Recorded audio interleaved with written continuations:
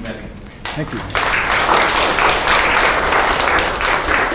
Thank you. Thank you, Surendra, for inviting me. I'm always glad to speak to this class. How many people have heard me speak before in other classes? Yay. It always worries me when like 15% of the class has. For two reasons, one of which is it's a very healing thing to say, here I am, this is what I think, and this is what I feel. The other reason is because a lot of you, at least some of you, will be going to social services. And I, in a very selfish way, want to make sure that you get to hear what I have to say, because I'm not sure you'll be getting it in other places. When I first started giving this talk, I would have Surendra introduce me as sort of an expert, university graduate, and then about 10 minutes into it, I would then reveal various things about myself as a tool, as a way for you to see what stigma is. Because once you hear that I was diagnosed with chronic paranoid schizophrenic and I was locked up in VA state hospitals for years, something starts popping off in your brain. All those little labels, all those little questions, all that stuff that the media teaches you. But I don't do that anymore. This is the only thing I'll read during the whole presentation, but I kind of want to make sure we're all focused in the same way and you understand where I'm going. I wrote this, I was on a state board, and they asked me to write something. I put it on, and it's still up on the state website. I am Hugh Massengill. I identify as a psychiatric survivor, a Vietnam veteran, a child of alcoholism and suicide, my mother, and a person with PTSD. I lived for years in state and VA mental hospitals diagnosed with chronic paranoid schizophrenic. Having been told I was severely mentally ill and would be for the rest of my life, I left the hospital and went to a rescue mission where I pretty much sat for 5.5 years, the local Eugene mission. I was periodically wildly suicidal. It wasn't an odd, intrusive thought suicide. It was a way out of my unbearable pain. My early family life was remarkably dysfunctional. My finally crumpling under the unbearable emotional pain was labeled insanity rather than the sanity it was, PTSD being a very normal reaction to terror. I am not about sweetness and light. My life was a struggle with pain and isolation. I lived for decades without any sense of belonging to the human race. In the mission, I would often spend a week or so without a conversation that lasted more than 4 or 5 words. When I left the mission, I lived in a small furnished room. Unlike others of my age, I had no house, furniture, car, wife, kids, job, career, family, or friends. After years of isolation, I had lost the ability to hold a conversation or to really know what I was thinking. I gained at least 50 pounds in a year, living in the VA mental hospital on powerful antipsychotic drugs. I did no exercising. I kept my PTSD under control by isolation, overeating, and daydreaming. Both the state and VA mental hospitals did their best to convince me that I was defective, that I had a genetic mental illness and would need drugs forever. My self-esteem was in the negative range. My mother and I, both terribly traumatized in our respective youths, seemed to be having an unspoken contest to see who would suicide first. She, age 56, took her life while I was in the VA hospital system. And yet here I am, age 65, alive, and most of the time very happy to be alive. I do a lot of volunteering and have been on various boards and commissions. If I am getting health within my limits, it is only because I believed in myself. I woke up one day and realized that I wasn't mentally ill in the traditional sense, and that I would have to do all the work myself if I wanted to survive.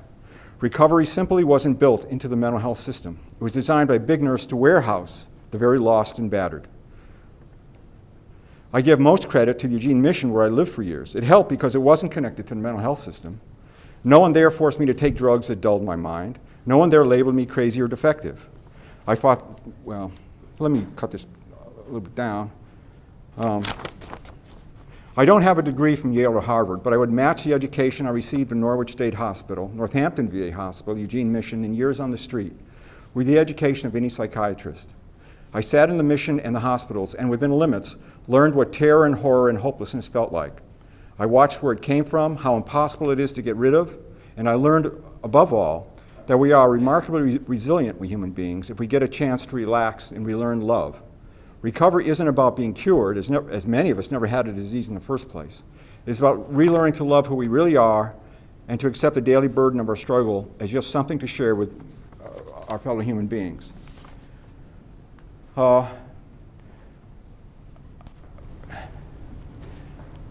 The amusing thing about my giving these talks is I was sitting at the human rights table. I always tell this story.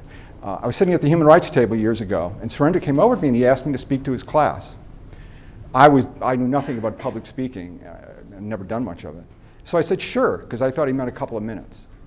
It turns out he meant an hour and a half, it's difficult to conceive of keeping people's interest. And, so what I did is I looked at what I wanted to say and how I wanted to organize it. And initially when I did it, I felt I used to apologize and say, yeah, I'm kind of a geezer. I'm up in the years, and we traditionally just tell our stories to people. But over the years, I've come to understand that what I've got on the board here, and I'll go over it in a minute, is of vital importance. Doesn't matter if I'm 65. It's of vital importance if you're 25. I'm positive that this is a template for learned dysfunction. It's pretty much all about what homelessness is about, what suicidality is about, what's traditionally called mental illness is about. If I do my job right today, we're going to go for a journey. You may have been in a reasonably good mood, although there's no sunshine today. But toward the middle, I think if you really hear what I'm saying, there's sort of a sadness, a sense of powerlessness. But there's also a path back up. And I've constructed my life to show where it all comes from. I call this a template for learned dysfunction. And it's just my life story. And for those of you who go into social services, I think, again, I'm not a psychiatrist, I think if you're going to sit down with someone and try to help them, this is essential. What is their lifeline from where they were born to where they are now? What are the social service line? What social services have they been able to get? And most importantly, what is the trauma line? What are the major traumas in their life? And how has it affected them? And were they able to get social services for it? That's a template. And the bizarre thing is it describes me.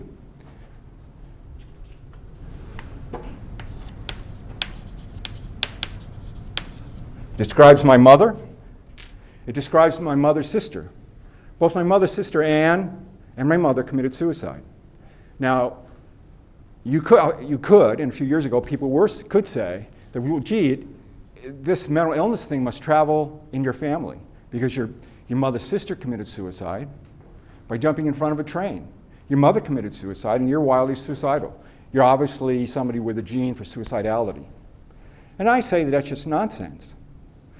And I'm hoping to have the time to show you this is all about learned dysfunction. This is behavior is as a language. We learn it, our behavior, often from the people who teach us our language. And it's true. What did I learn growing up? And as we'll get into it. If you see how I react in stressful times, you'll find out that's exactly what I was trained to learn. If someone comes in here and they speak a really odd language, someone else might look at them and say, wow, I think that's a really strange person. But hopefully someone else will say, oh no, that's from a different language, different from an area of the world, and that's how they speak. There's nothing wrong with that person. It's the same thing with behavior. If someone comes in and they're acting slightly differently, I'm seeing a person who is trained to be dysfunctional. I'm seeing a person who's perfectly normal within their world. Although psychosis exists, and when you're in middle psychosis, as I'll get into,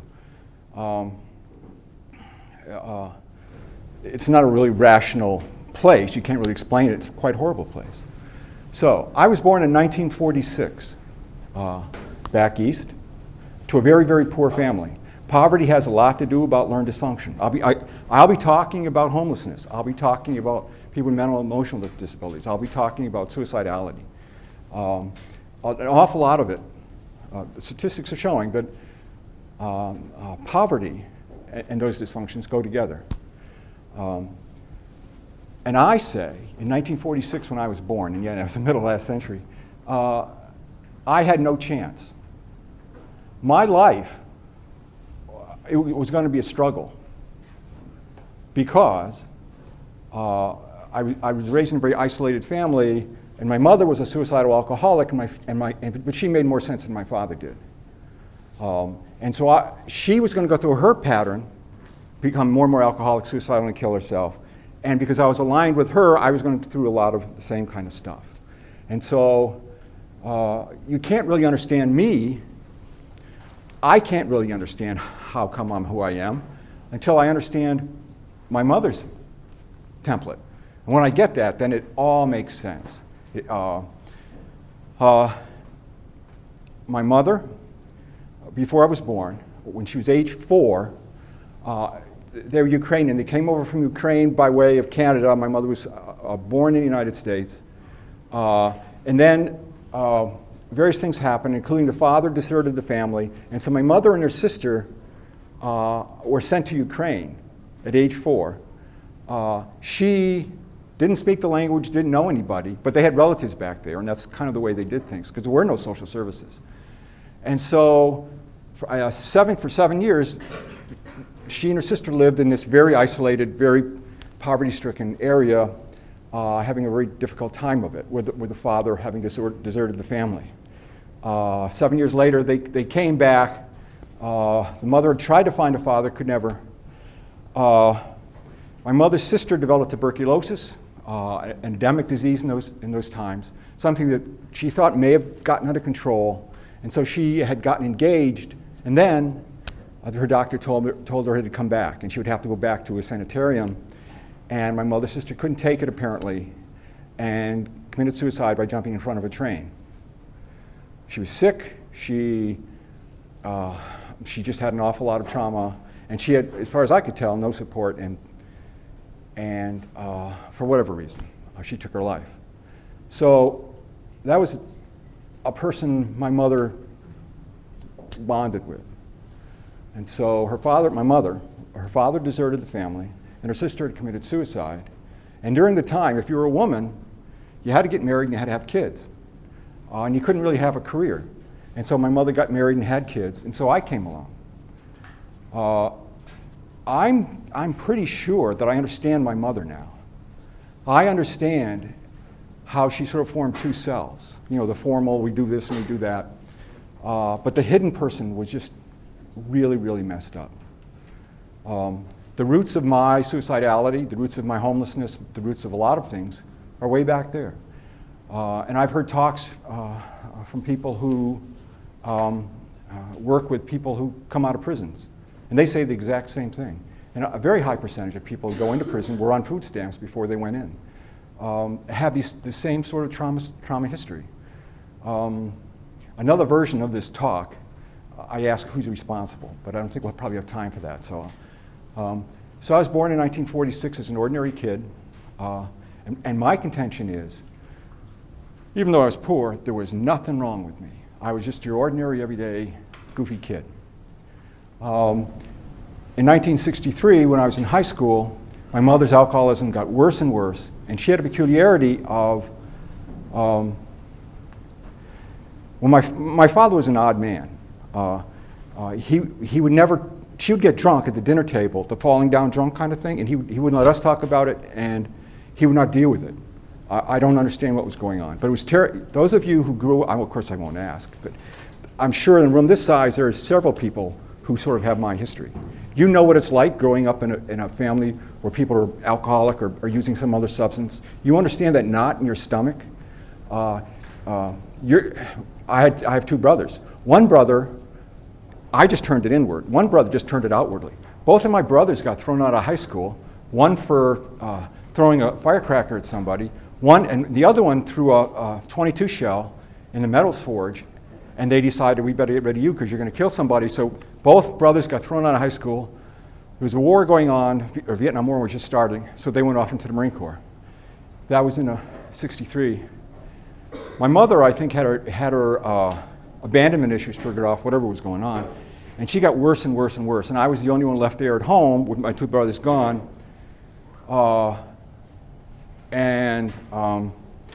I had no social services, and I had no one to talk to.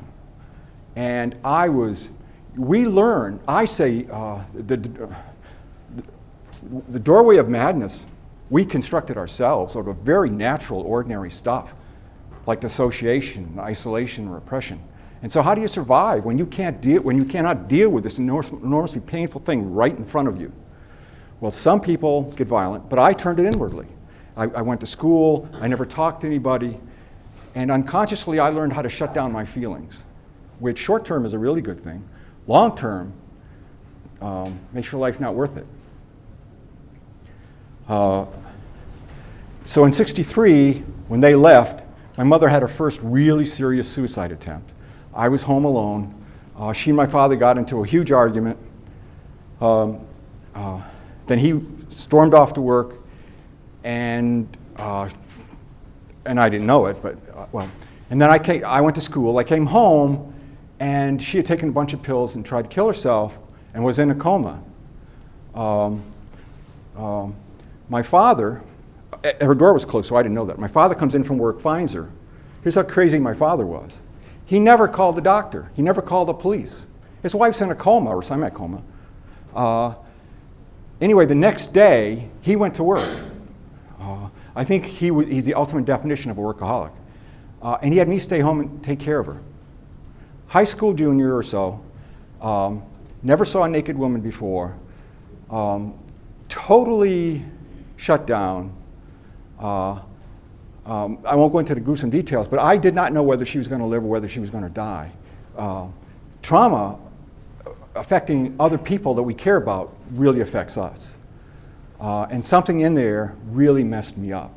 My father came home from, I didn't really take care of her, but she survived that day. My father came home. The next day, he went to work and he had me go to school. And then I got a call in high school telling me to go to the hospital because the police wanted to talk to me. And so I went there, and my father intercepted me and he said, "Don't tell the police anything." I don't know what he was talking about, still don't, because nothing really happened other than the fact that he didn't do anything.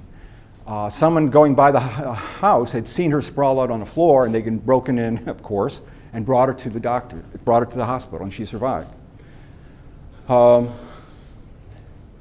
That's a terrible thing. That's a terrible trauma.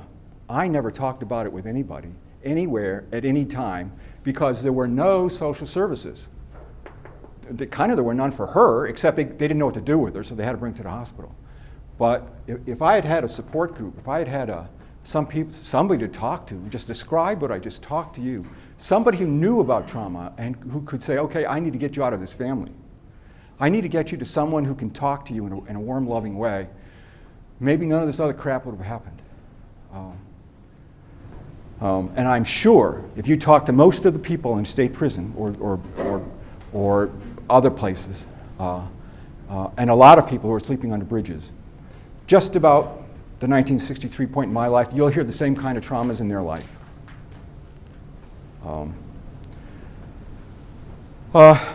Somewhere in there, you make up your mind about who you are and what the world is about. And so anyway, I shut down. In '64, I graduated from college.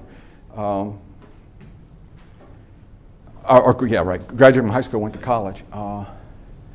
And when you're totally screwed up, you never finish anything because you're sort of not present. I never was making my own decisions. And because I tend to talk to college classes, I like to throw these things in just in case there's a version of me in the room. I define love as the ability to take absolute delight in a person, place, or thing. It's a state of relaxation, not necessarily a state of relationship. Life is relationship, but it's a state of being relaxed. I call it puppies and kittens because I think you can kind of see it better. If you can relax when a puppy or a kitten's around, it's that thing. You deserve that all the time. And if you've been so traumatized that it's gone, and you know that you're messed up, the most important thing you can do is go get help, because you're not going to go into a correct life path because you just can't, because your true feelings aren't connected to you. Life is relationship. It's not a relationship out there. It's a relationship in here. Anyway, I was totally screwed up. Went to college, and so I got into chemical engineering because I had some talents in math or whatever. I hated engineering. I hated chemistry. And as far as I'm concerned, physics was invented by a demented person. I just have no clue what that science is about. And I went into engineering. I hated it. And after a while, I was terrible at it because I stopped going to class. I mean, not going to class in liberal arts is one thing. Not going to class in engineering, you're really in trouble. I didn't know how badly screwed up I was. And that's another reason why I like giving this talk, because I know periodically, no one's going to say that it's happened to them, but they might kind of catch a glimpse of, oh, wait a minute, this is me. I get how screwed up I am. And I have a sense of how I can change my path. But I was a college student, 64 to 67. I drank a lot, but I really wasn't an alcoholic, because everybody did. I had no career path, but nobody did. And I did not know that the traumas had messed me up. So, and I'm not talking about personal history. Just to keep it interesting for me, I like to ask questions. How many people in here have been affected by suicide, either like a classmate or family member or whatever? How many people have had that kind of trauma? Just, could you raise your hands a little bit higher? Thank you. If I went through several other traumas, you'd find out, when I first started talking, I remember talking to a psychology class, and I'm not kidding, like just about everybody in the class raised their hand, and I was surprised. I thought there'd only be a couple of people. Trauma is out there, and it's messing us up. But knowing that it is, and knowing that it's out there, means we can kind of get a sense of, is this affecting me? And what do I need to do about it? So I went to college for 3 years in engineering, got more and more messed up, more and more I stopped going to classes. And finally, behaviors is a language. What did I learn? Well, I learned drinking, but I also learned suicidality, and I learned both my brothers quit school and went into the Marine Corps. So what did I do? In my senior year of college at the University of Connecticut, I quit school and joined the Marine Corps. 1967, the Vietnam War was in effect. There was a draft, and oh, by the way, you don't know what you're missing. The draft meant, and would mean if they brought it back again, that if somebody's in power, well, just imagine, if I had the power over you and I said, I have an enemy 10,000 miles away, and I'm going to train you, and you're going to go off 10,000 miles away, and you're either going to start killing people or you're going to be killed. We can phrase it other ways, but that's what's going to happen. And if you say no, you're going to jail. That's exactly what happened to my generation. At the start of the Vietnam War, most people were for it, and at the end, people weren't. But that sort of clouds your mind, and that's what was going on at the time. War is a trauma. War is a bizarre reality that after a while you just accept. Paradoxically, I'd like it if we could bring back the draft and have national service, so everybody serves their country for a couple of years, but that's another thing. So I went into the Marine Corps 67 to 69, and I will be talking, I am no way knocking the Marine Corps, although I would say some harsh things about the training and everything, but if your country's at war, you got to train people in a certain way, acknowledged. But if you're really screwed up, if you made dissociation into an art form, the last thing you need to do is go to Parris Island, South Carolina, where people are screaming at you to never have a personal thought, just do what you're told. I mean, in a way, I was a very good Marine, but I just kept pushing my stuff way in the background. I read a study on the web this morning. They were talking about, they just did a study on people who've been traumatized, and they saw how much it changes the brain structure. Now, I have no doubt that what happened to me in high school and junior high school changed my brain enough. So here I am. I'm in the Marine Corps. I'm being trained as a machine gunner. Some people go to Harvard. I went to machine gun school. I was very good at it.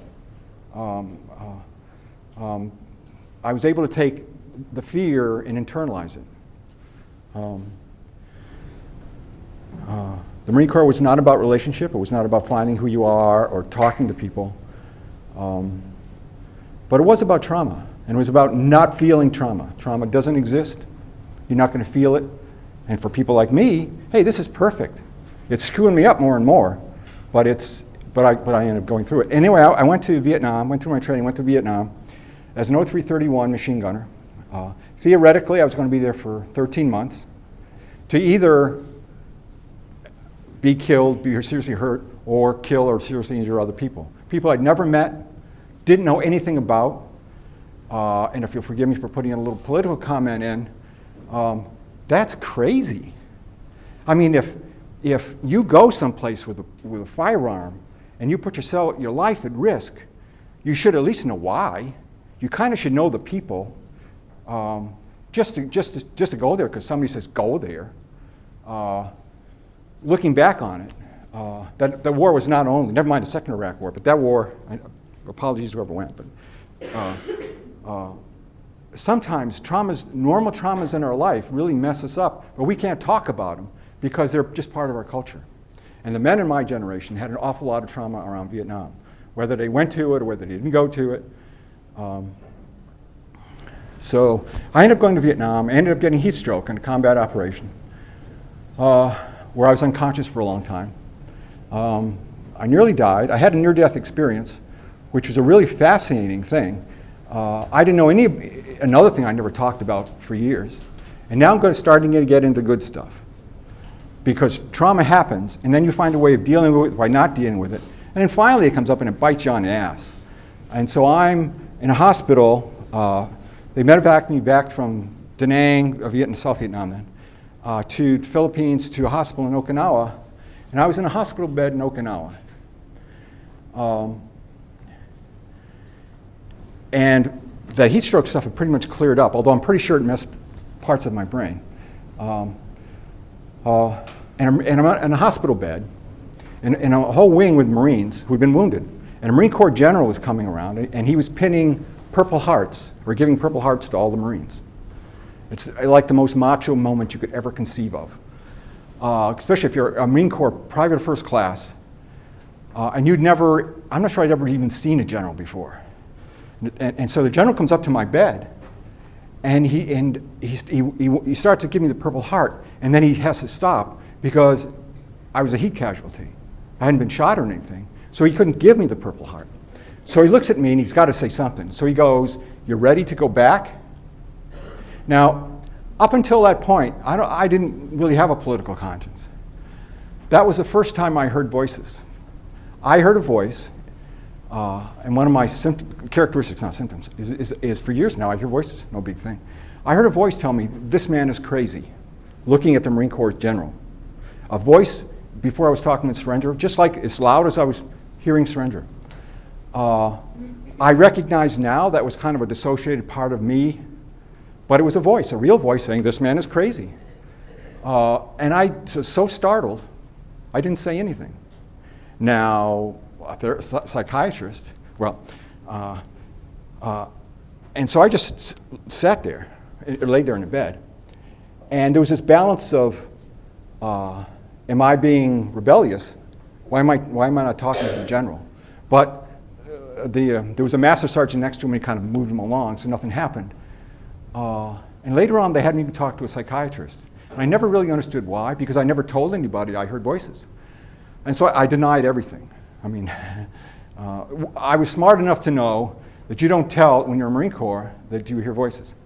And so anyway, I sort of recovered, and I never went back to Vietnam and spent some more time in the Marine Corps and then got out. I never shot anybody, nobody shot me, and I'm so glad. Because my consciousness sort of came back to me years later. And I have things I don't have to do with. If I had stayed there for 13 months, I would have had many faces just burned in my consciousness. Bodies of people that I had killed. At the time, a lot of them would have been trying to kill me. But I don't have that. I don't blame the people who went. I understand violence. I understand everybody was just doing the best they could. But up until here, I had all these, I'm pretty sure you're seeing the trauma. No social services. 67 to 69, zero social services. I never told anybody I was hurting, things happened, none of that. That's where I needed it. And if you go into social services, to be honest with you, the place that people can use the most help are junior high school and high school. Just a support group. But veterans, of course. So I got out of the Marine Corps in 1969, honorable discharge. I went back to college, and if you could be more screwed up than when I was first in there, I was. And I spent a year and a half, switched my major from engineering to sociology, because something told me that I needed to change. But I was just too screwed up to graduate or do anything real. I just realized something that's kind of interesting. Every other time that I've given this talk, I've talked about several relationships along the way, but this time for some reason I avoided it. Along that time, I fell in love and I had a relationship with a woman. And you would think that relationships help heal, but if you're really screwed up, all you're doing is sort of looking for a therapist, I think. And eventually that went away. And then I really learned to understand my mother, because 1971, my girlfriend told me to get lost, in effect. They were very understandable. But that's when I started getting suicidal. Automatic suicidal. I gave a talk recently about suicidality, and one of the scary things about suicidality is it's at least for me, my experience of it, is it's mostly an automatic pilot thing, something that, like the hidden personality is doing this stuff, saying, you know, maybe it's time to check out. And I was working as a security guard, and at night, I would go up to the top floor and walk out over this little porch, I don't know how many stories up, and just daydream about jumping. And then when she really let me know she didn't want to be around me anymore, then I would be going. My mother gave my father a high-powered rifle for a present. My father, for who knows what reason, kept the rifle in her closet, my suicidal mother. And I used to go home and put the rifle up to my head. And that was the first time, I think, that I really seriously got suicidal. And you know, played around with the trigger. I just needed out, and I didn't know how to get out, because no one had ever told me about social services. No one had ever told me, well, at that time, they probably weren't even available. So, 1970, 71, here I am, I'm really screwed up. I've not committed any, I haven't broken any laws. I've started hearing voices. I'm getting wildly suicidal. And I have not told anyone about any of this. And if there's a version of me in here, and this ever goes on with you, that's your warning signal. If you get suicidal, go find somebody you trust and say, listen, I just need to tell you this stuff. If you find yourself more and more unhappy all the time, you just can't function, go find somebody. Because life is bizarre. And I'm sort of here to tell me. Love is real. The ability to relax. And when you can relax and get into that love place, all of a sudden life makes a lot of sense. You might be really poor, and I'll get into living at the Mission as a homeless person, but somehow your life is worth it, and you start healing. Forgive me for being kind of hokey, but love is a very healing thing, and I don't think you can heal until you see that place and you experience it from time to time. Love kind of comes to you. It's not like you work at it, because then you're all anxious all the time.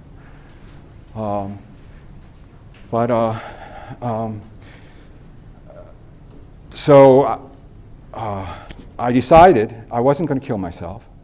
I was crying all the time, and I didn't know why, because I never talked with anybody about any of these traumas. I didn't know how badly hurt I was. I just knew I was crying. I thought, oh, my girlfriend dumped me, so I'm crying. No. That happens, but suicidality is about something far different. So I left the East Coast and came out here to the West Coast. Bought a Volkswagen bus with a bed in the back and just traveled around, getting more and more isolated from everything and feeling better and better. It's a short-term solution. So anyway, in 73 to 74, my money ran out. I had nothing and no one. And I think I officially entered the homeless state. and I lived in San Francisco for quite a while.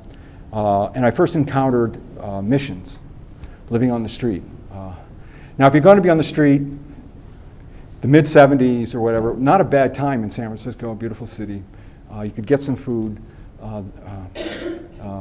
It took some adjusting to the homeless shelters, because at the time, the homeless shelters were available to me as a single male were night only.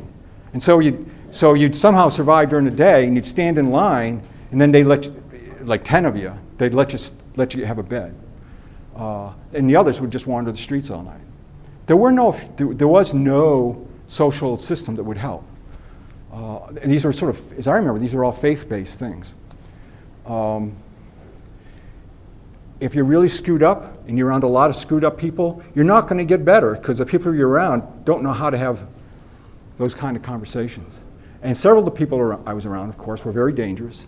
Lots of substance abuse, lots of alcohol abuse, because I didn't use alcohol to dissociate, but an awful lot of men did when I was around.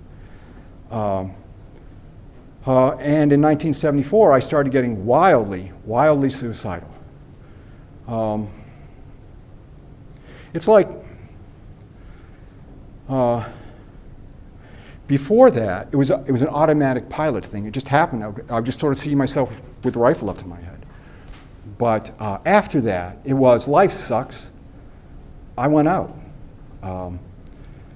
If this were a smaller class, I think I would want to get into conversation with you about, is suicide a human right? Do you have a right to be unhappy? Do you have a right to have a sad look on your face? Do you have a right to think, I don't want to live anymore? I kind of don't have the guts to do it in a class this size, but I've experienced enough in my life to see that as a legitimate question. Because, at least in my time, I had no one, no hope. I knew I was emotionally screwed up. I would never hold a job, and I haven't, by the way. I was just unhappy all the time. You know that puppies and kittens thing? It was gone. I was just anxious and miserable all the time. And so in '74, and the date gets a little bit hazy, but it's sort of warm, so I think it was '74 or early '75. I was living in San Francisco, and I spent a week trying to jump off the Golden Gate Bridge. I had enough money. I got this cheap hotel room. Back then in San Francisco, I had cheap hotel rooms. But I only paid for a couple of days. My money ran out, and each day I would walk to the Golden Gate Bridge from downtown San Francisco. And the bizarre thing was, and it may have been what saved my life, was how many people here know the down San Francisco area? There's the downtown area, but there's quite a walk to get to Golden Gate Bridge, a long, long way. And so every morning, this is it, I'm going to die. I had chosen to die. It wasn't an automatic process thing. It was like, life sucks, I'm out of here. And I would walk up to the bridge through this beautiful San Francisco, and I can still remember some of the flowers and some of the other stuff. And I would get to the bridge, and I would put my hand on the bridge, and it wasn't a suicidality gesture. No one knew I was there. I never told anybody or anything. And I was convinced. And I think the first couple of days, every morning I would do it, and I wouldn't try to make a spectacle of myself, but I figured, I'd just hold it and kind of think about things and jump. But I never jumped. Second day, the same thing happened. And after about a week of doing this,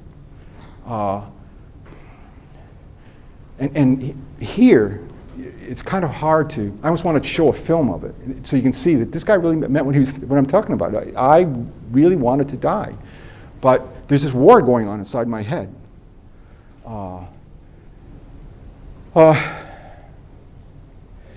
And I think several of the days, it was like 51% I'm going to jump, 49% I'm not. But by the time I got to the bridge, it had reversed. And so after about a week, I realized that I was not going to commit suicide. But I was just putting myself into this painful place. And so I went to I think this is the first time I ever went to a hospital or anyplace else and said, hey, I'm screwed up, I need to talk to somebody. I think it was San Francisco General Hospital. I walked in and said, I'm trying to jump off the Golden Gate Bridge. They've had a lot of experience with this. And so they locked me up for 3 days. They gave me some drugs that were very painful, and they had me around people who were more screwed up than I was. It was just sort of an odd environment. And after 3 days, I left. There was just nothing there for me. But I wasn't trying to kill myself, but I wasn't getting what I needed. And so over the next 6 months, I just wandered as a homeless person around Northern California and Oregon. I checked myself into Napa State Hospital, again saying, I'm really screwed up and I'm kind of suicidal, and they kept me for a few days. I think that was a voluntary thing, not an involuntary thing. No diagnoses, just let's hang out for a while. And I left there.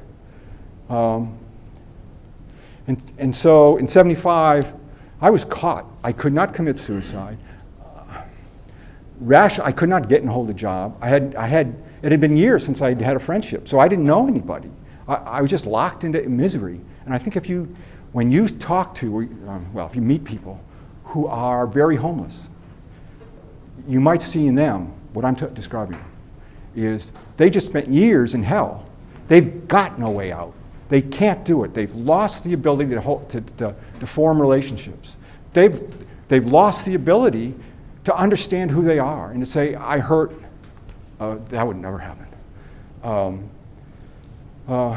So I went back to Connecticut because if you're really messed up, it's weird. You often go back to the place and the people who messed you up. And so I stayed at my parents' place for a little while. My father and I got into unbelievable arguments. He deserved some of the crap I dumped on him. But it was, if you go to somebody's house, you really shouldn't treat them like crap because the inevitable happens. He told me to get lost. My mother brought me to the VA, and that was sort of my first experience of dealing with Veterans Administration. I went and saw a psychologist, and later on I got his records. And to me, it's kind of amusing. But when I saw him, the man did not like me. He saw me as, he just didn't like me. So I can understand why that was not going anywhere. And then one day I was at the VA, this was in Newington, Connecticut. And now we're ending, how many people have seen One Flew Over the Cuckoo's Nest? If you haven't, I really recommend it because Ken Kesey nailed it. That's exactly what at least for me, what being a state hospital is about.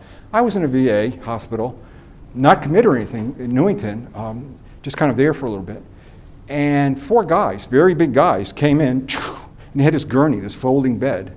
And I had been committed against my will and against my knowledge, never mind my will, to Norwich State Hospital in Connecticut. And they just grabbed me, tied me down to this. Now here I am, traumatized and messed up, and they hauled me off to Norwich State Hospital.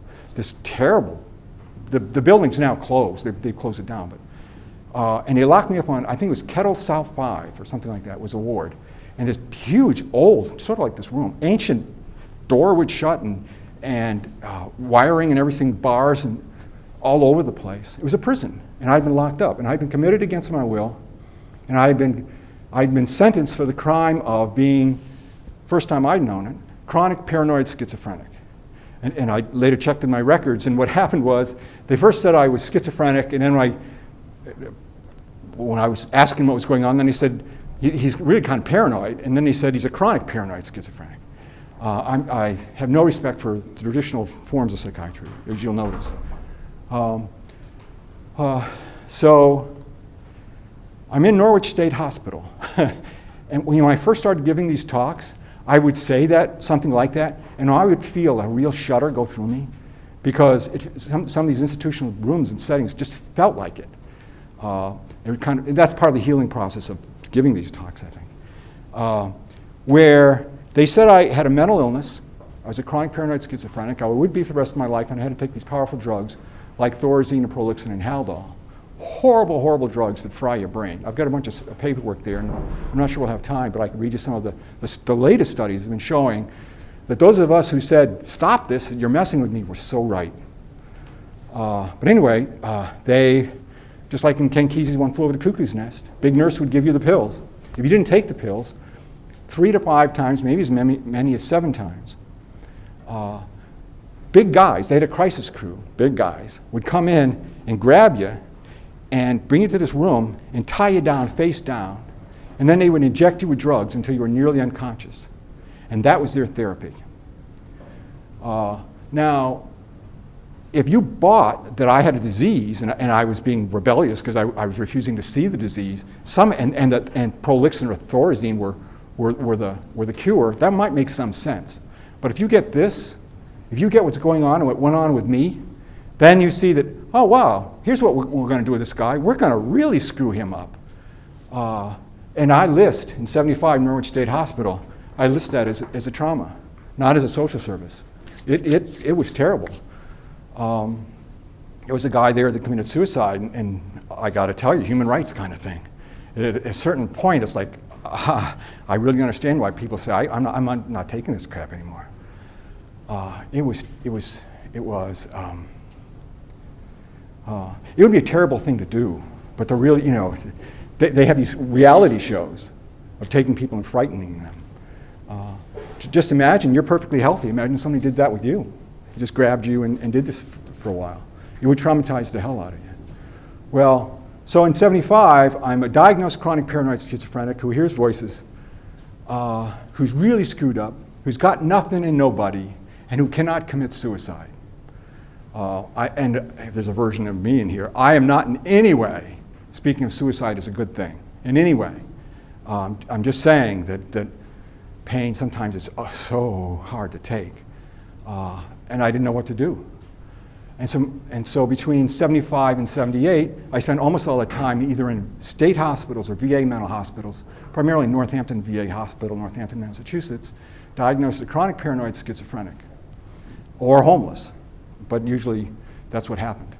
As soon as I had the diagnosis, they sort of treated me like a wild animal. You don't let a wild animal run around loose. You don't let this guy run around loose.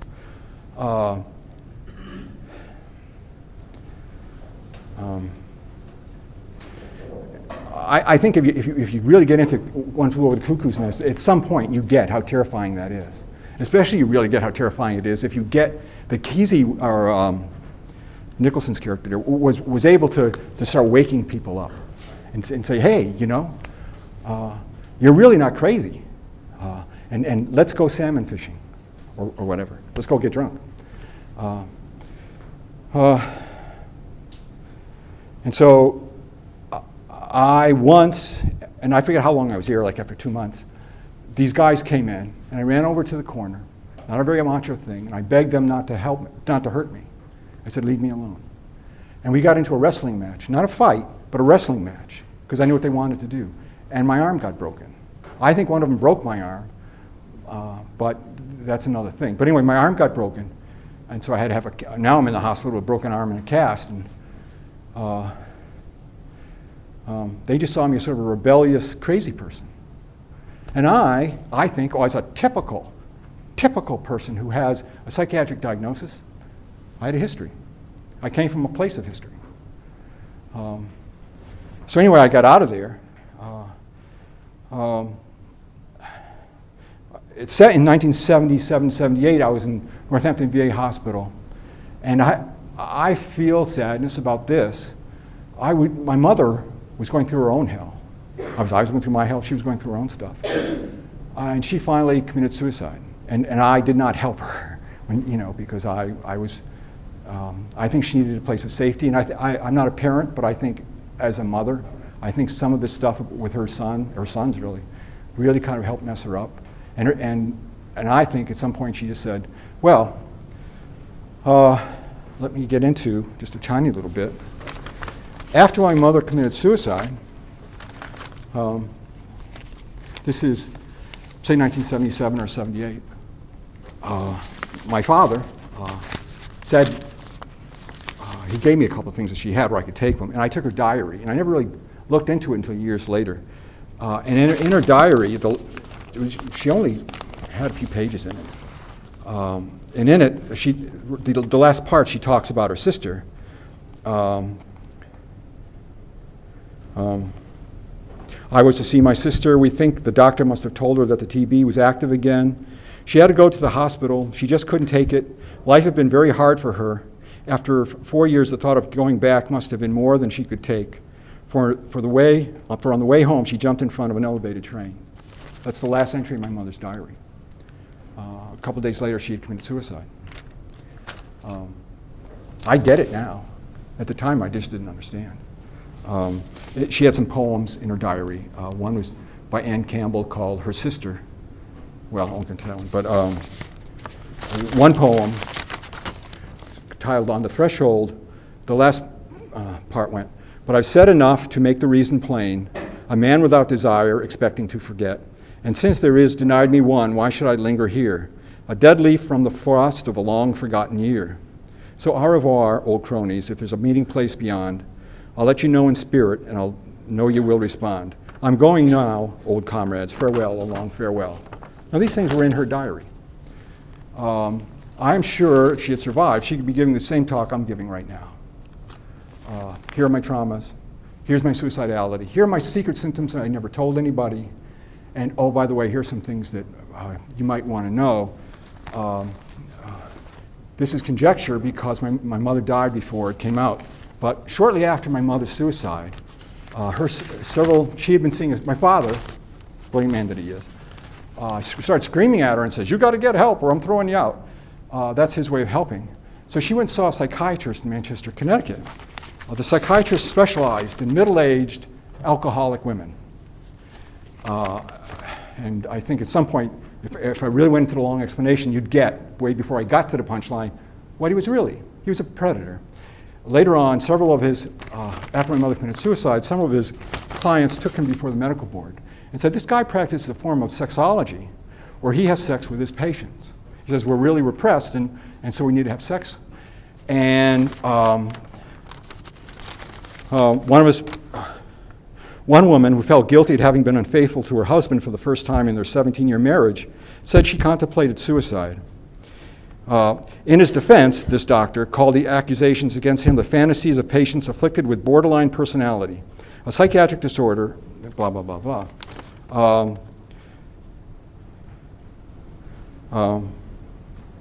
And another psychiatrist later said, no, these women didn't have borderline personality. I'm not sure what that is, but they don't have it. So thanks to the bravery of those women, can you imagine? Several of those women were still married. In order to get this done, they had to say, I had an affair with my psychiatrist, and I think this is really wrong. He lost his license for a short time, and then he got it back. I suspect my mother was one of the people that he had a relationship with, call it whatever, and that's one of the things that pushed her over. But I'll never know. She never, that's not something she would ever have talked with me. Although I did see the guy once. She once, for some unknown reason, brought me to see him, and she wanted me to talk with him, and I did. And later on, I found out he had diagnosed me as schizophrenic. I'm not sure what that was about. It could have been an insurance thing, but I've got a whole bunch of paperwork in here talking about the ridiculousness of that diagnosis. And I think he was making it up as he went along. And I think he cost the lives of a bunch of people. Outcast nation, a template for learned dysfunction. It's not, usually doesn't occur right here. It has to do with family, it has to do with culture, it has to do with predators, it has to do with the lack of social services. Because I'm someone who believes in social services. 1978, I left the VA hospital after my mother committed suicide. And I hitchhiked, utterly lost, out here. And some guy gave me a ride and dropped me off at the Eugene mission. At that point, I didn't know Eugene had a mission. And I'm really grateful to the guy. Now, you would not think the mission is, at the time, they had one single dorm, 62 beds. The dorm was smaller than this, and you had 62 bunk beds listed, filling it up. I didn't think that is really nice, but for me it was great because I could stay there forever. No one forced me to take drugs. At the mission, which was a fundamentalist Christian mission, I'm not a Christian, interestingly enough. They didn't care, or they cared, but they didn't hassle me about it. We had a small job in the morning. We worked, I think, from 8 to 11 folding newspapers because they had a newspaper recovery system, which was neat. It's a very easy job. And go back in and have lunch and have the afternoon free. No one called me schizophrenic. No traumas were heaped on me. And after a while, I started to recover. Because I never had schizophrenia. I had the symptoms, which it seemed like the system was dedicated to make sure I kept the symptoms. I mean, I have a whole bunch of stuff in there about that, but I got free of that. And then after a while, I still kept on hearing voices, which I made sure I didn't tell anybody about. But I stopped being suicidal. My days were incredibly gentle and simple. I didn't have conversations. I didn't make friendships. I lived at the Mission 78 to 84, around there. The typical day being a homeless person would be getting up, and now I forget exactly, it's been a while, but you get up at like 5 o'clock, go and have a bowl of oatmeal, and then at 8 o'clock or so, go out and work in the warehouse for a couple of hours. And then you have to be in at 7 o'clock at night to sit through an hour-long fundamentalist, my perspective. I'm trying to think of it was a harangue, because if it's not your religion, that's the only argument I have with the mission, is that at the time, they forced you to sit through an hour-long. I love, singing in other people's religions, but it was a bit much. But it wasn't anybody telling you you're crazy; they were just telling you were sinners. It's like, oh well, whatever, But you're including all of us here, right? And it's like, oh yeah. And it was a very relaxed, although odd environment. And then, so from 7 to 8, we would get our religious harangue, and we'd always sing Amazing Grace. I used to love to sing, and I love Amazing Grace. And so I would feel kind of silly, but I would almost always sing the songs, because it was kind of fun. And then at 8 o'clock, it could be summer. The sun's still out. So 8:30, we'd go to bed. We'd all troop up, take off all our clothes, put them in a box, and then we'd go into the shower and take a shower. And then, like 8:30, 9 o'clock, we'd go to bed. All of us packed into this room. All of the beds had these patchwork quilts on them that were made by women's groups. I don't think I'm being overly sentimental when I say there was something healing about that. There was something, I always remembered that as I'm being touched in a very nice way. I never saw violence in those dormitories. It was a very gentle kind of thing. Of course, you were naked and you had no stuff, and people wanted you to be quiet so they could sleep. But it was also, you're underneath these patchwork quilts, and everybody's pretty much clean, and that was it for the day. And it was very healing. Personally, I would rather the hour religious was different, but so what? After a couple of years, I sort of started recovering who I was. But still, I was diagnosed with chronic paranoid schizophrenic. Let me talk just a second about stigma. I watched something on television last night. I taped it, so it might have been a couple days ago, where it was Bones, the television show Bones. And the FBI agent was talking about this person who's a paranoid schizophrenic. Do you trust this paranoid schizophrenic? And I'm thinking, how long are we going to have to put up with this crap? Because what this does is paste this sort of thing all over a whole bunch of people who have mental and emotional disorders. Now, I don't believe in the diagnosis of schizophrenia. I think it does more harm than good.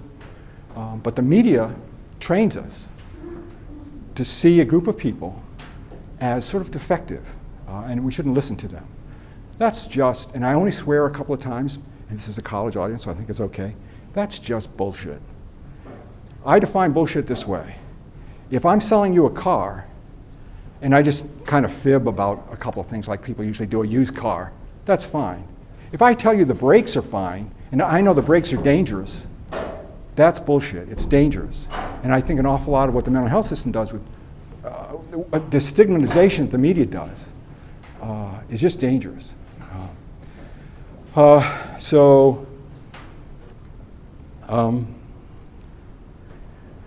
was in a mission until '84, and then something in me sort of started healing.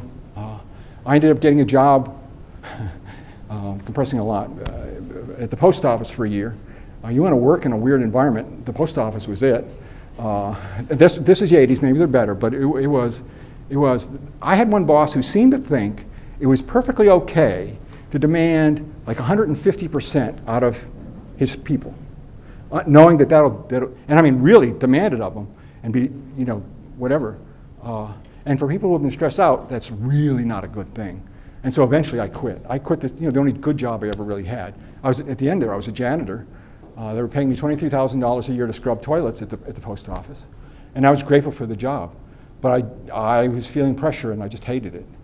And I didn't think I was being treated very well. And then to move a little bit along, I then came here to university for a year and got a degree in sociology, here's one of my gripes, thinking that I was going to go and get an MSW and become a social service whoever. Unfortunately, it didn't work out. Even though I had gotten all A's in my classes for that year and got my bachelor's, I couldn't get into Portland State, and it turned out the only school in the state of Oregon that offers a degree of the MSW degree is Portland State, which is really irritating. But that's another thing. So I fought the VA, and the VA finally gave me a little bit of a pension. I couldn't get a service-connected pension, weird battles, but I got a non-service-connected, and I live in public housing. As a matter of fact, right now I'm on food stamps. And I love my little life. I think for college students, you're kind of encouraged to look ahead and to see, be ambitious. But the really neat thing about being 65 is I get that statistically, within 20 years, I'll be dust. I'm not good at ambition, all that stress, I don't want to worry about that crap anymore. The more I relax, the more I get into puppies and kittens, the happier I am. The greater my life is. Recovery is the ability, well, it's a bunch of things, but recovery is about relationship. Life is relationship. It's about relating to other people, and life is about relating to ourselves. And so I was able, mostly in the mid-90s, to use the local vet center and sit down in front of several therapists and just talk to the person and relearn how to trust another human being to say, here I am, and this is what I think, and this is what I feel. The old vet centers were great when you first started up because they were peer-run, and Vietnam veterans are about the craziest people on earth, and I'm saying that in an admirable way. So it was just sort of relaxing. Lately, it seems to me they've gotten kind of professional, but that's another thing. But I relearned how to relate to other people. I relearned something in me started healing. I'm still screwed up, but it's okay for me to be screwed up. At one time, I had a diagnosis of chronic paranoid schizophrenic, borderline personality disorder, obsessive compulsive disorder, and one other I forget. Now I think it's post-traumatic stress. Although the VA, I eventually told the VA my story, so they said it's pre-existing or it's post-existing, but Vietnam doesn't count. So I'm sort of fighting them. But by going into this template for learned dysfunction, and thanks, Surendra, for asking me to do it, I never organized things this way. But as soon as I did, I got who I am. You're never going to convince me that I have a mental illness. I love the diagnosis of post-traumatic stress because it hands the scapegoating back. It says, family, if you got a really screwed up 15-year-old, somebody screwed up that 15-year-old. Teenagers are weird anyway, but it says, let's look for the traumas. Let's look at what needs to be done. Social service providers. One of the toughest things in the world is to deal with somebody who's really screwed up because they're not really focused enough to be able to tell you who they are and what, but they need you desperately. It's not rocket science to help people. I want to say this in an encouraging way because the people who had the most expertise, especially psychiatrists, gave me nothing. They had nothing to offer. A warm heart, somebody willing to listen, big deal. Rocket science is rocket science. I was watching something yesterday. This weird thing about sending it up, and it's going to go here and here and go around this planet here. It's like, okay, my brain couldn't do that. I'm glad people can do that. That's tough. But understanding this, that's not rocket science. But what I'm telling you right now, a few years ago, not that many years ago, would have been seen as blasphemous. It would have not. It would, before the diagnosis of post-traumatic stress came along, but the biological model was everything. And so if I came up to you and I said, I hear voices and I'm really screwed up, they would have said, you have a mental illness. And some people today still would. That closes the door of liberation. What opened the door for liberation for me was, well, several things. One of which is I didn't jump off the Golden Gate Bridge. So I was still alive. And we can talk about where the hell does that come from. But the door of liberation for me was finding a safe place, the mission, finding some safe people to talk to, finding a safe definition of who I am, and then just kind of going from there. Let me check my notes real quick.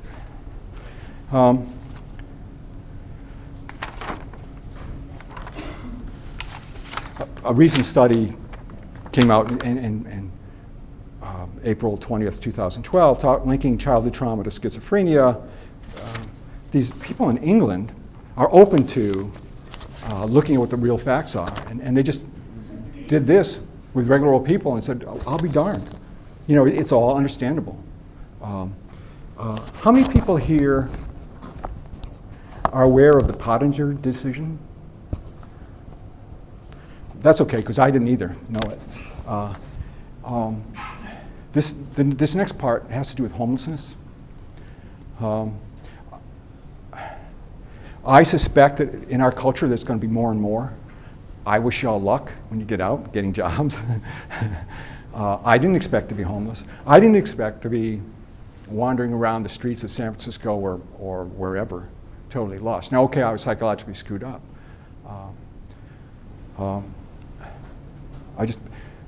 I'm getting into the realm of human rights.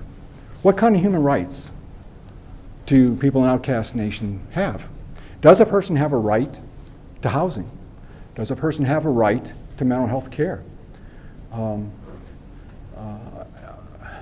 The Pottinger decision back in, I think it was 93, in Miami, some homeless advocates sued the city of Miami and said, you only have this number of beds, but you have all these homeless people. You've got to stop criminalizing homelessness.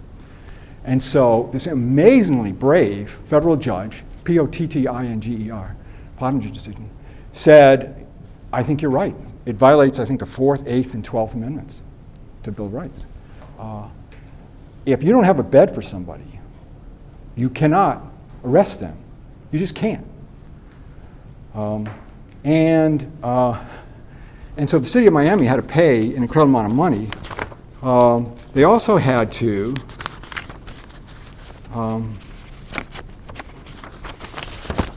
here's a summary of the settlement. The law enforcement needed to be trained, train them to respect the legal rights of the poor. The city adopted a policy to protect the constitutional rights of homeless people and to prevent arrest and harassment of these people. They can talk to them and tell them about homeless shelters. A homeless person reasonably believed to be mentally ill, they can still take the person in for examination. But if a person is doing life-sustaining conduct, like being in a park after hours, having a fire in a park, living or sleeping in a vehicle, littering, camping in a park, the police officer must offer the person a bed, and if there is no bed, if there is no shelter available, the police officer may not have any contact with the homeless person. There are various other parts to this. You know, there is no public shelter system in Eugene. If I, as a single man, came into town and had no place to stay, or I should have asked that as a question, because now I can't ask the question. How many of you know whether there's a public shelter system in town? There isn't. The mission is fundamentalist private property. And I'm grateful for the care I got there. But I have to ask the question, if you have 100 beds, wherever they're from, and you have 500 homeless people, do the police have the right to harass homeless people? What rights do homeless people have? Let me ask, does anybody have a, would you be okay with the city of Eugene saying, we don't have enough beds for homeless people, So until we do, they're allowed to sleep in Alton Baker Park. How many people would be for that? How many people, and I can understand, how many people would be against that? Yeah. I was on the Mayor's Blue Ribbon Commission and Chronic Homelessness, which was an amazing thing. For a year, we'd get together for meetings. Staff briefed us really, really well, but it never went anywhere, you know. And so it's kind of a waste of time. But recently, Occupy people said, hey, we're making friends with homeless people, and we're going to have some place for homeless people to stay. Now, you would think that after looking at this federal decision, about the Pottinger decision, there would be no question that if I'm homeless again, if my bad old days come again, no one can do anything to me. I can just unroll my sleeping bag. But that's not how it works. They found ways of getting around it. But what human rights do poor people have?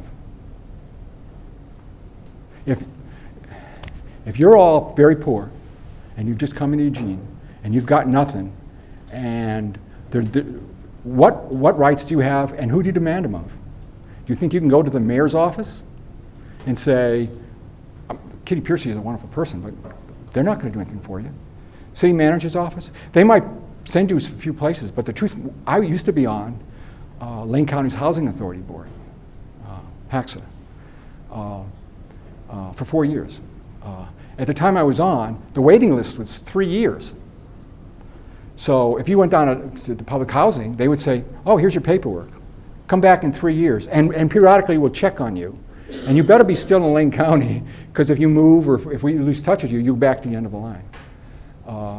So no shelter beds, 3-year waiting list, I don't know what it is now. And for long periods of time, the Section 8 list is closed. For a long time, I don't know how it is now, I've lost touch. Lane County mental health, other than emergencies, you could not get in to see somebody. You know, I mean, for long-term mental health care, and here I'm not talking about drugs, I'm talking about sitting down and talking to somebody, it was very, very hard to get. So if this happened to me again, or if this happens to you, or if this happens to somebody you deeply care about, think of a friend, a family member, somebody just in your mind, think of the person you most care about. Think of them, that they have this crisis, and then they're struggling. What do they deserve? They're not going to get it in Eugene, and Eugene's a wonderful town. And I could line up several of the local social service providers who about now would be turning purple with anger, but it's true. There's a reason a lot of people are homeless. It's because it's the best lifestyle for them, because there's no other place for them, because they can find respect out on the street. I like the mission as an alternative, but not forever.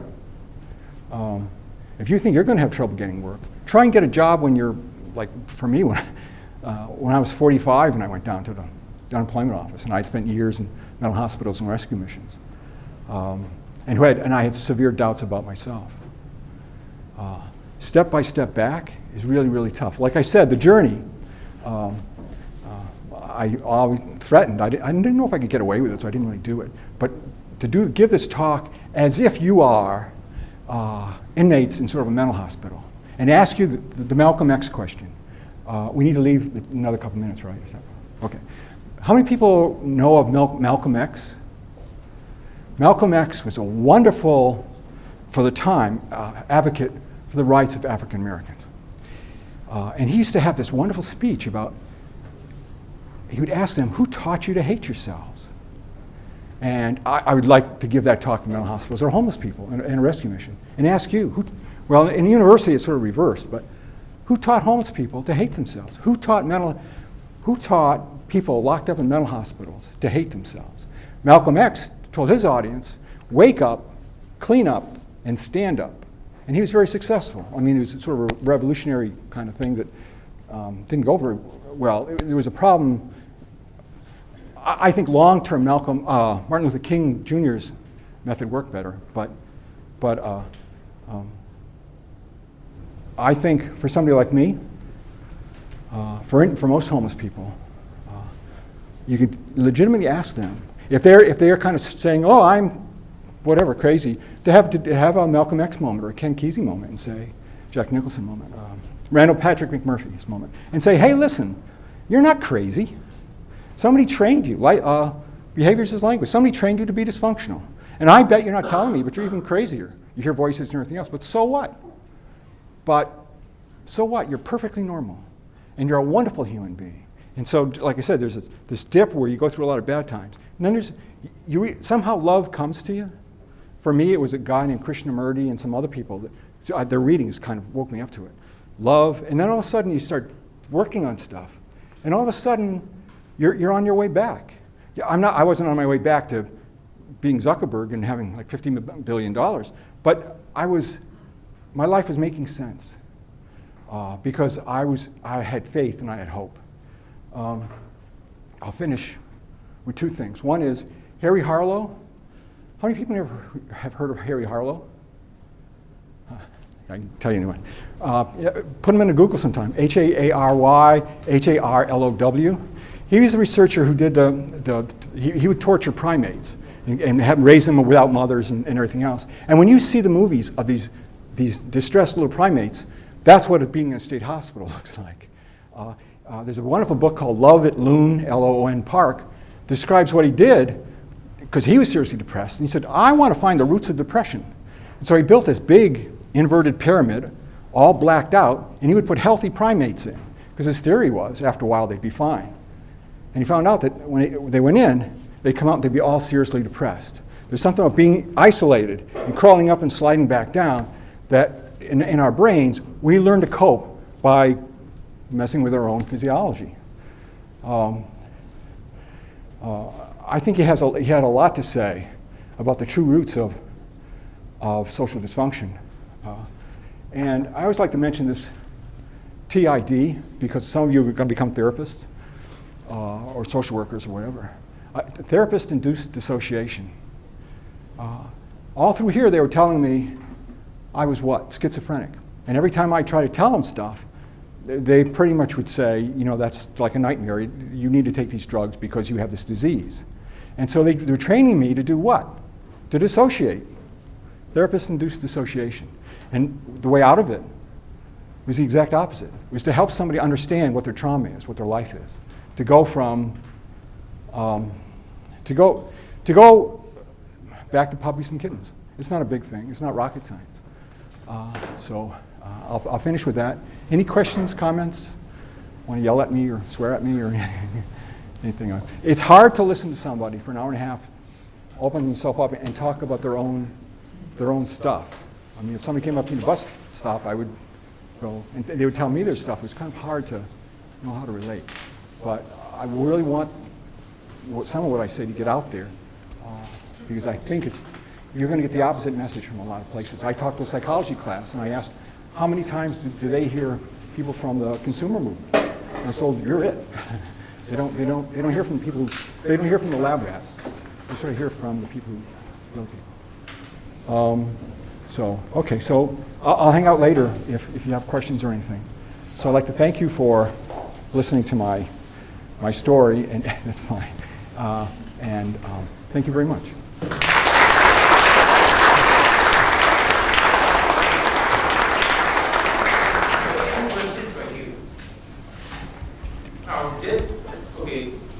I can't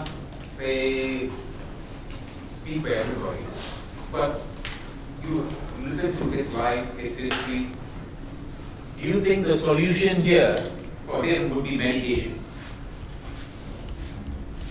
I don't. I actually have a hard time with people being medicated personally through personal experience, but I think just talking to someone is definitely what would have fixed it. I actually did have a question for you because I actually dated someone who was very close to a guy that was an alcoholic as well as a schizophrenic. And do you feel that you kind of have to fix yourself, or do you feel that you need someone there as a support system? Because he also had a just completely dysfunctional past, and like that's what brought him to his alcoholism, and like that was his self-medication. So do you think that someone being there for him would fix that, or do you think he kind of has to come to it on his own? I'll give you an easy answer and a not easy answer. The easy answer is you can't come from the really bad place to here without someone being there for you. But there are limits, and you kind of have to at some point dig in and say it's up to me. And the toughest thing in the world is to deal with somebody who's really messed up, because if you care about them, it just messes you up. And so as I said, I very much understand my girlfriend dumping me because I was so isolated and shut down.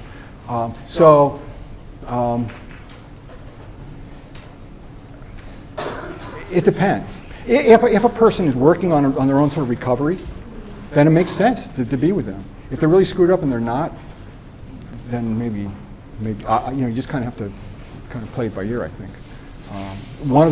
I know several people who work in the mental health field, in the mental health consumer movement, sort of anti-psychiatry kind of thing.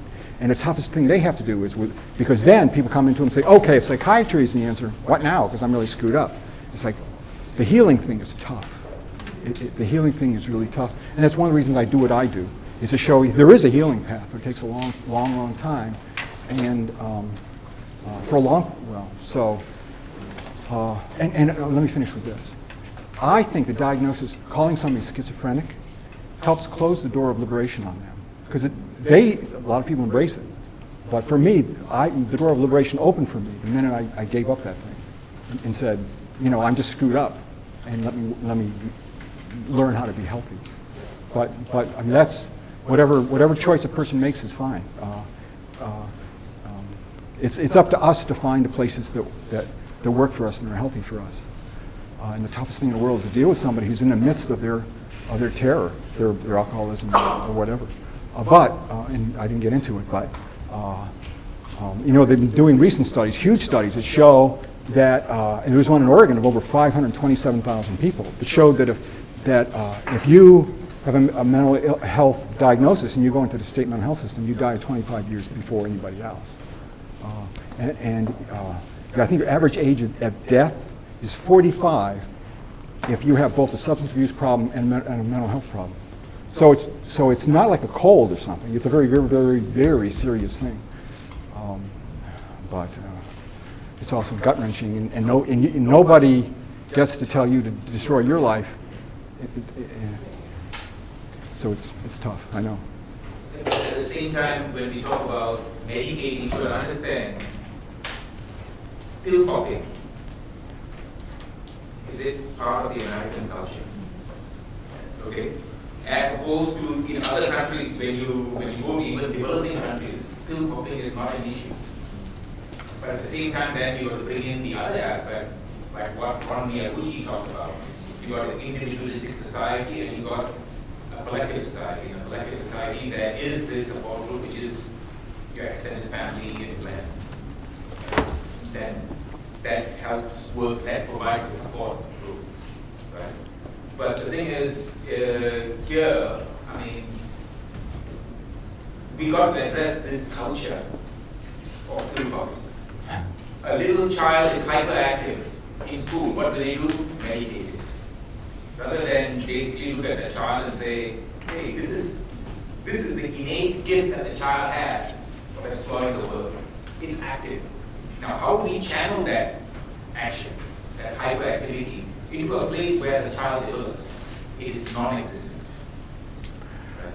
But at the same time, I mean, with Hugh, I mean, it was a tremendous, I think, somebody up there basically helped me link up with Hugh in the Human Rights Commission. He doesn't talk about it, right? But you know those traffic lights that have got the voice signal? Guess who was the chair of the committee that basically got that instituted in Eugene? Somehow or other, right? Here's a person who has been stigmatized and basically labeled as schizophrenic. But he somehow or other, which is very, very difficult, was able to squeeze $125,000 from the city of Eugene to put that in prominent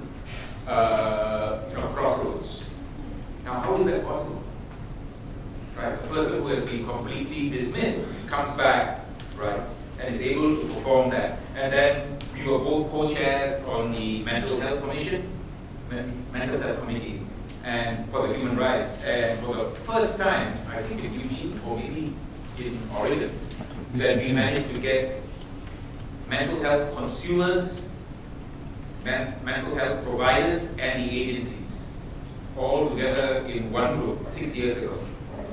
And we are planning to do another one, hopefully next year. A couple of things before we get into the question, and there were a lot of people who did all the work on those committees. I just need to mention, but he was the guiding one.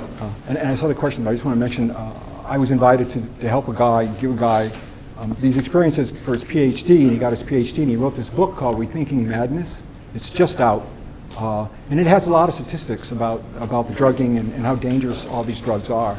And if you do want to know about these things, Mind Freedom International is here in town. You can just mindfreedom.org. You can check out that stuff. And you had a question?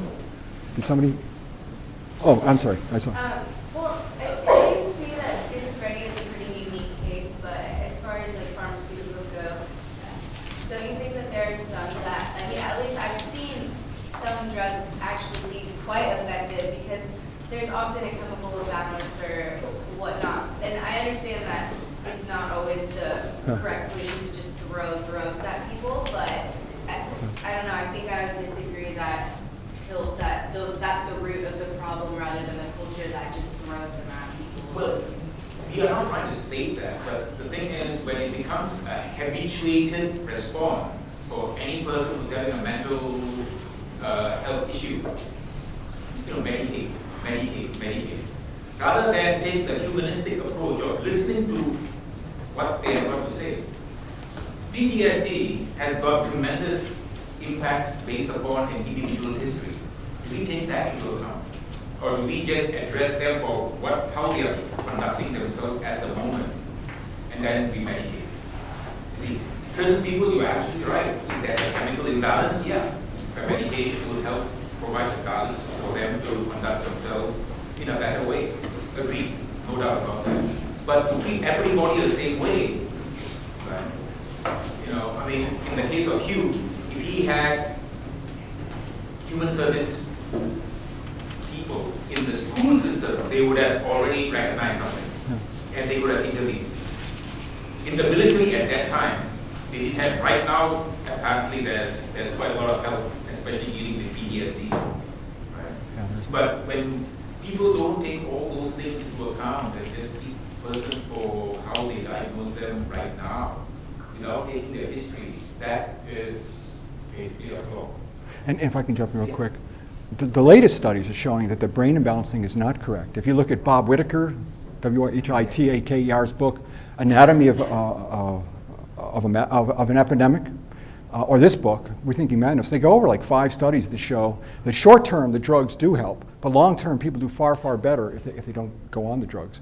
I take fish oil every day, so I agree that there are substances that help. And I knew somebody years ago who was dedicated to taking lithium. So I mean, I'm pro-choice if that's what works for people. But I'm saying in general, long term, it's not a great solution. I was just going to say, I think sometimes that short-term effect can be beneficial in the long term. If you're in a really dark place and you find something that actually makes you feel better, whether or not it's chemically induced, it's still gonna. Yeah. Well, the difference is if you choose it. If you say, I think I'm depressed and I want to take this antidepressant, that's great. It's different from saying, Hugh, I don't like the look on your face there. You have to take this drug that may give you metabolic syndrome or whatever. I'm one tiny little voice. The drug industry is just incredible. I forget the statistic I saw the other day. It was like unbelievable how many billions of dollars. So an awful lot of people believe that. But I think it's important to know if you really care. And if someone's crying like hell, someone's died, and they cannot get out of that grief, maybe a few days of something to help them sleep makes a lot of sense. That's the way I look at it. But Carrie Fisher, I don't think she's changed. She swears by electroshock. She says, I want them to run wires in my brain and fry my brain periodically because then I can work at my very high-paying job. If I didn't do that, then I wouldn't be able to do that. I'd have to kind of go off. and do other things. That's her choice. It's not a choice I'd make. Carrie Fisher? Oh, she was in the old Star Wars. The actress. No, Fisher. Carrie. See, that's one of the reasons I'm stopped talking, not doing talks, is because after I'm of such a long time ago, our generations are so different. Our music is different. Our movies are different. It's kind of hard, it's harder and harder to. And I think you sort of deserve to have young people, whatever. But I'm glad to be able to do this. I was gonna say something about the use of prescription drugs, and I was diagnosed as bipolar when I first got into college, and I was kind of. I've got a family, but they're not a very good support system. Yeah. And so I was super stressed, got diagnosed as being bipolar, possibly schizophrenic, and they gave me all kinds of different drugs, and they just made me feel like a zombie, and it was absolutely awful. I got off of them my junior year, and seriously, all I needed was someone to talk to. Yeah. And I really feel that being able to just have a venting source, like he's currently my boyfriend now, but like just being able to talk to him, I'm able to channel what was causing me to be all over the board emotionally. Yeah. Because like times of huge stress are ways to cause a mental break. And when you don't have a good support system, you can have that mental break, and then they keep prescribing you drugs, and then your supposed support system just keeps shoving them down your throat saying you have to have them. Yeah. But eventually it's kind of, you need to make the decision yourself, because sometimes those drugs are not what you need, you just need someone to talk to.